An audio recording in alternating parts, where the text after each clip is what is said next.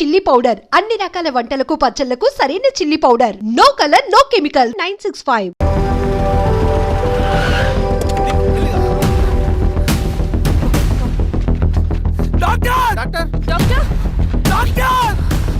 ఏమైంది డాక్టర్? త్వరగా చూడండి డాక్టర్. లోపల తీసుకురండి.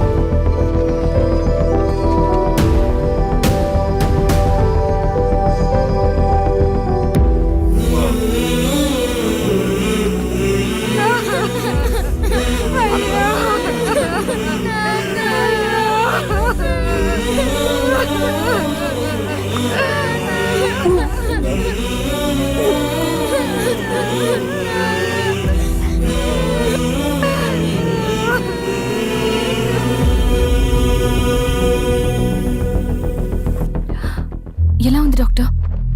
డాక్టర్ చనిపోయాడమ్మా.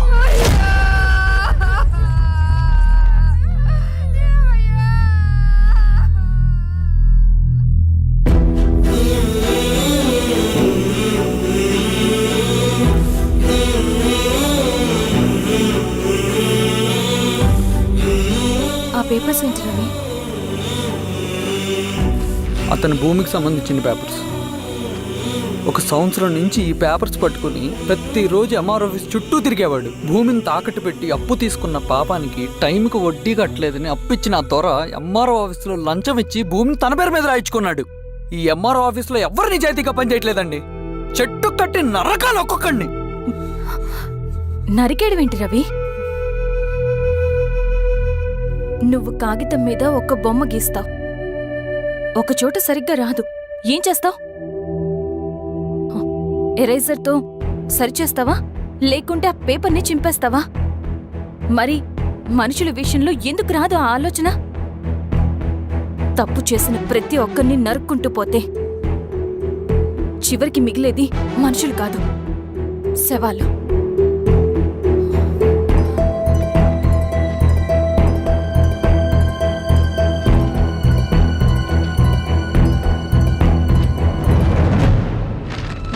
పదరవి రా.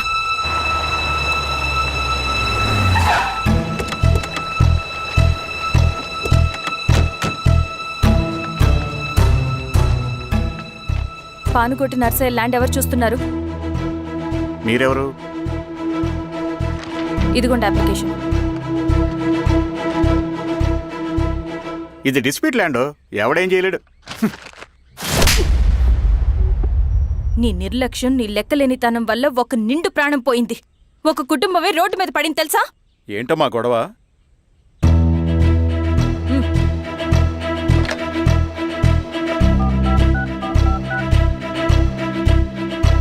Hello sir.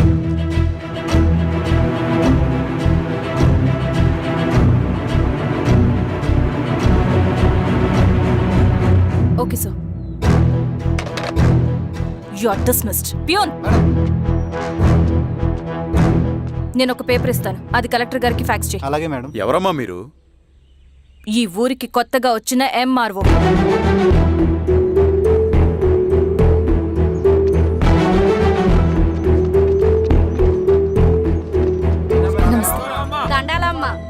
మీ పరిస్థితులు నాకు తెలుసు.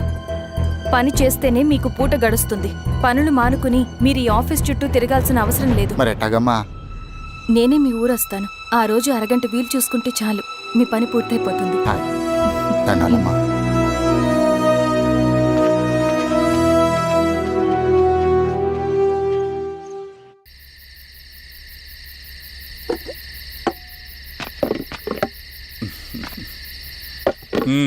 ఎంఆర్ఓ గారు, ఏంటి ఛార్జ్ తీసుకున్న మొదటి రోజే ఆఫీస్లో మీ పవర్ చూపించారట? అన్నయ్య, నువ్వు సస్పెండ్ చేసిన వ్యక్తి నా దగ్గరికి వచ్చాడమ్మా.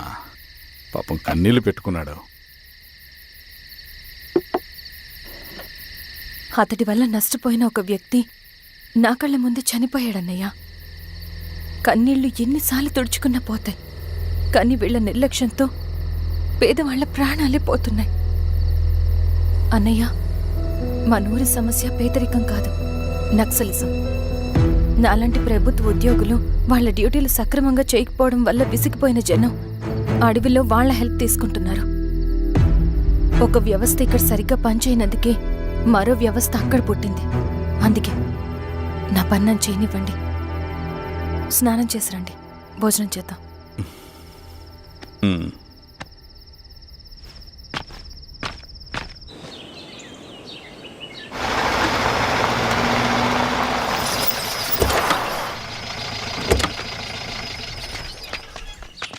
నమస్కారం అమ్మా.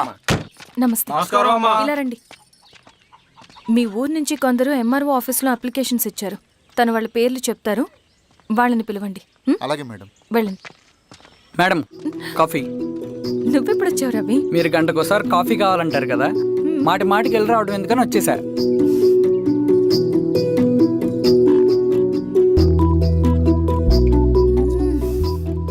రవి, ఈ కాఫీ కోసమైనా నేను పెళ్లి చేసుకోవచ్చు. అదేంటి అలా అనేసారు? That's a compliment. భలే వారండి బాబు. దండాలమ్మా. నమస్తే. ఇలా ఇవ్వండి. చెప్పండి మీ సమస్యలేంటో. పేరు తలుపుల వీరాంజనేయులు. ఉన్నది 3 ఎకరాల పొలం. చిన్నుపాటి ధనుంజయరావు అనే మహానుభావుడు అందులో 2.5 ఎకరాల భూమిని తన పేరు మీద రాయించుకున్నాడు. అడిగితే నీ దిక్కున్న చోటు చెప్పుకోమన్నాడు. దిక్కులేనాడు కాబట్టి 1/2 ఎకరం భూమి మీదే పెద్ద కుటుంబాన్ని నెట్టుకొస్తున్నాడు. అవునమ్మగారు, ఆ పొలం ఎలాగైనా తిరిగి ఇప్పించేయండి అమ్మగారు. ఆ పొలం కోసం 3 సంవత్సరాల నుంచి తిరుగుతున్నాను అమ్మగారు. వీరబాబు, వీళ్ళందరి దగ్గర కలెక్ట్ చేసుకో. మేడం, దాదాపుగా ఇక్కడ ఉన్న వాళ్ళందరూ పరిస్థితులు ఇవే. వీళ్ళ సమస్యలు పరిష్కారం కావాలంటే మాట్లాడాల్సింది వీళ్ళతో కాదు మేడం, మన ఊరి పెద్ద మనుషులతో. ఆహా. ఇందు మూలంగా 50 మంది గ్రామ ప్రజలకి తెలియజేయదేవనగా శ్రీరామగిరి గ్రామ పంచాయతీ మోతుబడి రైతులు, సన్న చిన్నకారు రైతులందరూ రేపు ఉదయం 10 గంటలకి ఎంఆర్ఓ ఆఫీస్ దగ్గరికి రావాలా.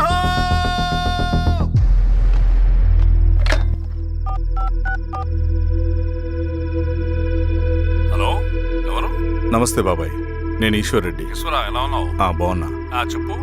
బాబాయ్, శిరీష్ ఎంఆర్ ఆఫీస్లో భూ సమస్యల గురించి రేపు మీటింగ్ ఏర్పాటు చేసింది.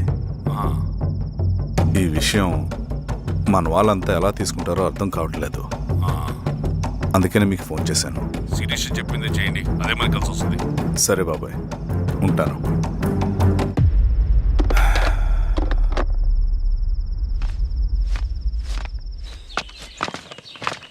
నమస్తే మేడం. నమస్తే అమ్మా. కూర్చోండి. పొలాల్లో పండిన పంట కోతకొచ్చినా ఈ రోజుకి ఒక్క గింజ కూడా తెగకుండా పక్షులకు, పందికొక్కలకు ఆహారంగా పోతుందంటే దానికి కారణం ఇది. ఈ ఊరికి పట్టిన దౌర్భాగ్యం మీరు చేసిన అక్రమాల చిట్టా. కడుపు మంటతో ఉన్నవాళ్లు మీరు చెప్పిన కూలీకొచ్చి ఎందుకు పనిచేస్తారు? దౌర్జన్యాలు చేసి దిక్కున్న చోట చెప్పుకోమన్నారు. ఇప్పుడు అడవే వాళ్ళకి దిక్కైంది. అది ఎవరి తప్పు? మొత్తం 100 ఎకరాల పైచిలుకు భూమి వాళ్ల దగ్గర దౌర్జన్యంగా లాక్కుని ఇన్ని సంవత్సరాలుగా మీరు అనుభవిస్తూ ఉన్నది. మీ అంతట మీరుగా తిరిగిచ్చేస్తారా, లేదా చట్టం ఎలా పనిచేస్తుందో మీకు చేసి చూపించమంటారా? అలా చేయండి మేడం. నువ్వు ఆగవే నరసింహులు, ఏం చేయాలో మా ఎంఆర్ఓ గారికి బాగా తెలుసు. అట్టా కానివ్వండి అమ్మా. ఇస్తే మీ పొలాలు ఇవ్వండి, మా వివం. మీ పేరేంటి? సామిరెడ్డి. రూల్స్ ప్రకారం వెళ్తే మీ మొత్తం పొలం పోతుంది. కూర్చోండి. సామిరెడ్డి కూర్చో.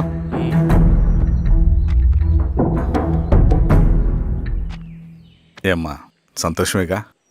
మరీ నువ్వు అనుకున్నంత చెడ్డవాళ్ళేం కదమ్మా మనోళ్ళు.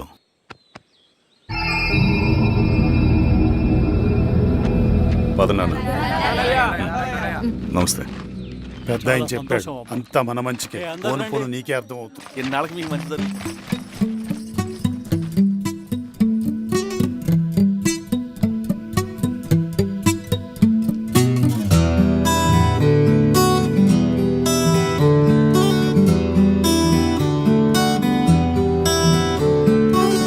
కలలా కలిసే కలలే మురిసే నిదురైపోతేను వస్తావని, నాతో కలిసి నువ్వు నడిచేటి రాస్తాని కోసం ఎదురే చూసే. ఓ మాదిరిగా సాగే నా జీవితం, ఓహో అని అనిపించావే నువ్వు అద్భుతం. ఓ మాదిరిగా సాగే నా జీవితం, ఓహో అని అనిపించావే నువ్వు అద్భుతం. ఆహా అని అనిపించిందే నా ప్రతి క్షణం.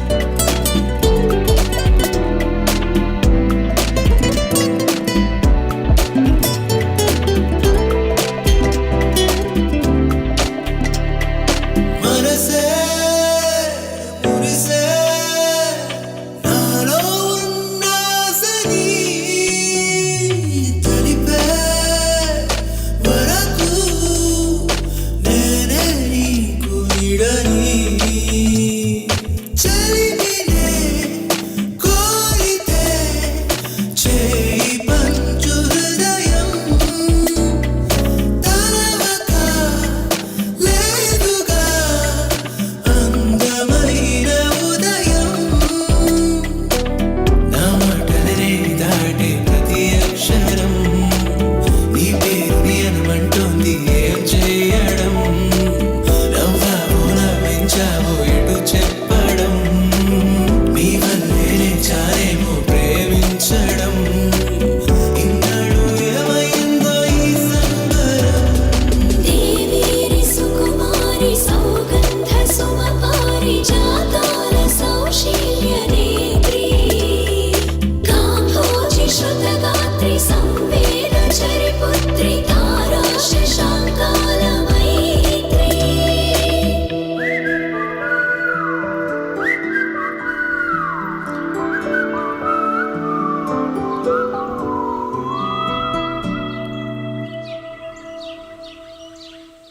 సెంట్రల్ కమిటీ నుంచి కొత్త ఆర్డినెన్స్ వచ్చాయి.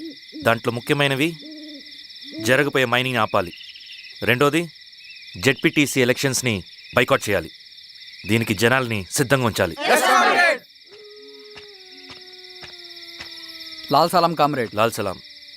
ఏంట్రవి, శ్రీరామ్గిరిలో భూస్వాములందరూ దేవుళ్ళైపోయారంట, పేద ప్రజలకంతా వరాలు ఇస్తున్నారంట, ఏంటి సంగతి? అవునన్నా, నేను కూడా ఆశ్చర్యపోయాను. ఒక గవర్నమెంట్ ఆఫీసర్ తలుచుకుంటే ఒక ఊరు క్షణాల్లో ఎలా మారిపోద్దో నా కల్లారా చూశానన్నా. అది కాదన్నా, అంటే నా ఉద్దేశం వాళ్ళు ఏం చేసినా దానికి ఒక స్ట్రాటజీ ఉంటుంది. శిరీష వాళ్ళ వర్గానికి చెందిన అమ్మాయి. ఆ అమ్మాయికి ఎంత పాపులారిటీ వస్తే వాళ్ళకంత మంచిది. ఎందుకంటే వాళ్ళ అన్నయ్య ఈశ్వర్ రెడ్డి రాబోయే జెడ్పీటీసీ ఎలక్షన్స్లో చైర్మన్గా పోటీ చేయబోతున్నాడు. ఈ అభిమానం మొత్తం వాళ్ళు ఓట్ బ్యాంక్గా మార్చుకోపోతున్నారు. అంటే అన్నా, శిరీష అయినా ఎవరైనా ఒకే తాను ముక్కలే. అధికారమే వాళ్ళ అవసరం తీరుస్తుంది. వీళ్ళందరూ అధికారం కోసం ప్రయత్నం చేసేది వాళ్ళ ఉనికిని కాపాడుకోవటం కోసమే. రేపే నామినేషన్ వేస్తున్నారు.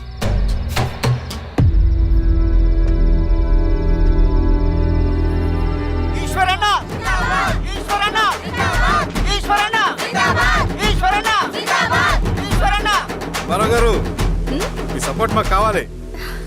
స్వామి, అయ్యా, మీ అన్నయ్య గారు ఎలక్షన్ నిలబడుతున్నారమ్మా. అవును. అయితే మా ఓట్లని మీ అన్నయ్య గారికేనమ్మా. వాళ్ళు ఏం చేసినా దానికి ఒక స్ట్రాటజీ ఉంటుంది. అమ్మాయి గారు, సంజీవ్ రెడ్డి గారు వస్తున్నారంట. మధ్యాహ్నం భోజనానికి అన్నయ్య గారు ఇంటికి వచ్చి ఉన్నారమ్మా. అవునా? సరే సరే అమ్మా. రవి, నువ్వు కూడా నాతో వచ్చే. అది రవి, ఇక్కడ నాకు ఫ్రెండ్స్ అంటూ ఎవరు లేరు. నాకు తెలిసిన వాడివి నువ్వు ఒక్కడివే. I'm feeling alone. అందుకే, అర్థమైందా? సరే.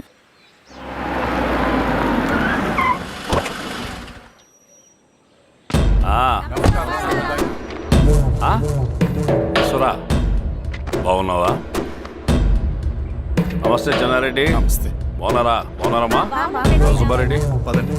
ఊళ్ళో మనోళ్ళంతా బాగున్నారు కదా ఈశ్వరా? అంతా బాగున్నారు బాబాయ్. సంతోషం. ఈసారి మళ్ళీ మనం ఏకగ్రీవం అవ్వాలి రెడ్డి. మనకు పోటీ లేదు, మనదే విజయం. సంతోషం.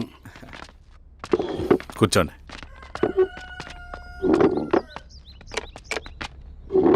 మీరందరూ లోపలికి వెళ్ళి భోంచేయండి. అలాగే అన్న. ఆ రైతు కూలి సమస్యలు ఎంతవరకు వచ్చినాయి? మాట్లాడుతున్నాం బాబాయ్, దాని గురించి మీరేం వరి అవ్వట్లేదు. బాబాయ్, ఆ, నమస్కారం. రండి రండి. ఎంఆర్ఓ శిరీషారెడ్డి గారు. శిరీష రెడ్డా? ఆ, శిరీష అనే పిలవచ్చుగా. అమ్మమ్మ, పులికి పంచాలాగా సింహానికి చూలాగా అది మన ఐడెంటిటీ, అదంతా ఉండాలి. సరే బాబాయ్, నేను ఫ్రెష్ అయ్యేస్తాను, మీరు కానివ్వండి. ఆ, అయినా ఈ కాలం చదువుకున్న ఆడపిల్లలతో మాట్లాడటం చాలా కష్టం. చుట్టుపక్కల శిరీషకున్న ఇమేజ్ మనకి చాలా మంచి అయింది ఈశ్వరా. నేను అడగకముందే పార్టీ హైకమాండ్ సర్వే చేయించి నీకే ఫేవర్గా ఉండడం వల్ల టికెట్ ఇచ్చింది.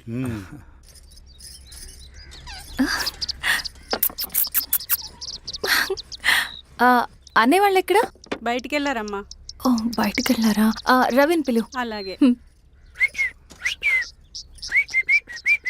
మేడం. రవి, రా రా రా, కూర్చో. పర్లేదు మేడం. మేడం ఏంటి? శిరీషానే పిలవచ్చుగా. అది కాదండి, ఎవరైనా కూర్చో. చూస్తే. కూర్చోవయ్యా.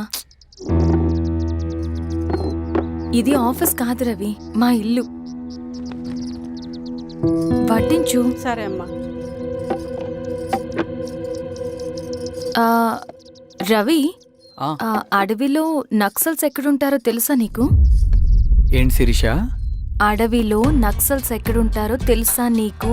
ఎందుకు శిరీష గారు? తెలుసా తెలీదా? నాకెలా తెలుస్తుందండి? చూచాయిగా ఆయన తెలీదా? సరే, ఎక్కడుంటారో నాకు ఐడియా ఉంది. సాయంత్రం ఇద్దరం కలిసి వెళ్దాం. అది కాదండి. నువ్వు వస్తున్నావు అంతే. తిను. ఇది ఎక్కడ కూడా రా బాబు. సడన్గా నక్సల్స్ అంటుంది, అడువంటుంది. కొంప తీసి నా మీద ఏమైనా అనుమానం వచ్చిందే ఏంటి? రవి ఇక్కడే ఆపొకసారి. ఎందుకు ఇప్పుడు ఈ టైంలో అడ్వెంచర్లు? ఇప్పుడు జరగరాంది ఏమైనా జరిగితే రేపు మీ అన్నయ్యకి తెలిస్తే బాగోదు. రవి చుట్టూ చూడు, పైన వెన్నెల, పక్కనే అడవి. అబ్బో, ఎంత బ్యూటిఫుల్ గా ఉందో. అవునా? అవునా ఏంటి? అసలు ఎప్పుడు చూసినా ఎందుకలా డల్ గా ఉంటున్నావు? కాలేజ్లో ఇలా ఉండేవాడివి కాదు కదా, ఏమైంది? అది ఒక్క నిమిషం. హలో మేడం, పేషెంట్కి అర్జెంటుగా ఏ పాజిటివ్ బ్లడ్ కావాలి మేడం. ఆ, రవి అర్జెంటుగా హాస్పిటల్కి పోని. ఏమైంది? పోనీ. రండి మేడం, ప్లీజ్ రండి. పోలీసులకి నక్సల్స్కి కాల్పులు జరిగాయి. ఆ కాల్పుల్లో గూడెం కుర్రాడు ప్రాణాపాయ స్థితిలో ఉన్నాడు. తన బ్లడ్ మీ బ్లడ్ సేమ్. ఆ బ్లడ్ గ్రూప్ మా హాస్పిటల్లో లేదు. అందుకే మీకు కాల్ చేశాను. ఓ అవునా? అవును మేడం. పదండి డాక్టర్. Thank you madam.